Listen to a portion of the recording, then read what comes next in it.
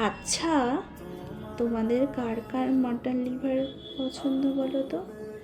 আমাকে কিন্তু কমেন্ট করে জানাতে ভুলো না। তো চলো আজকে তোমাদের সাথে শেয়ার করব মাটন লিভার কষা। তার জন্য এই যে মাটন লিভার যখন নিয়েছিলাম বাজার থেকে, তার সাথে একটু চর্বিও নিয়ে এনেছিলাম। তারপর বাড়িতে এনে ভালো করে ধুয়ে পরিষ্কার করে নিয়েছি।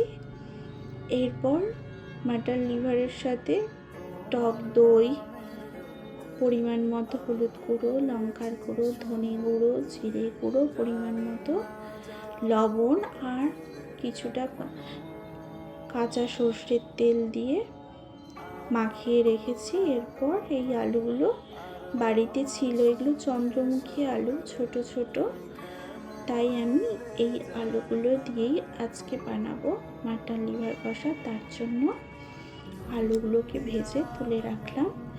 এরপর কিছুটা পেঁয়াজ কুচি দিয়ে, তারপর পেঁয়াজ বাটার সাথে রসুন বাটা একসাথে বেটেছিলাম, পেঁয়াজ আর রসুন, সেটাও দিয়ে ভালো করে ভাজা ভাজা হয়ে যাওয়ার পর 1 চামচ আদা বাটা দিয়ে, একটু হলুদ গুঁড়ো দিয়ে, তারপর ওই মাটন লিভারের দিয়ে দেব।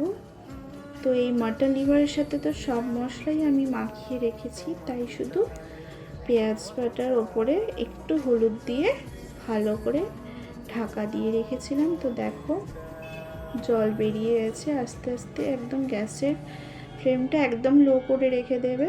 তারপর একটু জল বেরিয়ে গেছে, তারপর আলুগুলো আর একটু চিনি দিয়ে আরও কিছুক্ষণ ঢাকা দিয়ে রাখবো। তারপর একদিকে গরম জলও বসিয়েছি।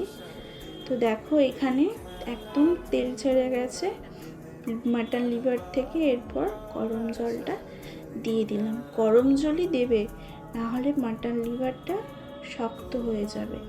এরপর কিছুক্ষণ ঢাকা দেওয়ার পর সব আলু সেদ্ধ হয়ে গেছে। এরপর গরম মশলা আর তার সাথে নামানোর আগে ঘি দিয়ে কিছুক্ষণ ঢাকা দিয়ে রেখে দেব।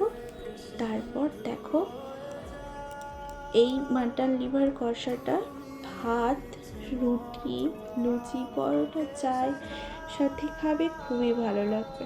তোমরা কালারটা দেখে নিশ্চয়ই বুঝতেই পারছো কেমন হয়েছে। আমার তো মাটন লিভার কষাটা খুব ভালো লাগে খেতে।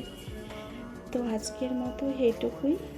তোমরা কিন্তু জানাতে ভুলো না যে কেমন হয়েছে রান্নাটা, আর তোমাদের কার কার পছন্দ মাটন লিভার কষা। আজ তাহলে এইটুকুই, আবার পরে দেখা হবে অন্য কোনো ভিডিওতে। টাটা বন্ধুরা, সবাই খুব ভালো থেকো, সুস্থ থেকো।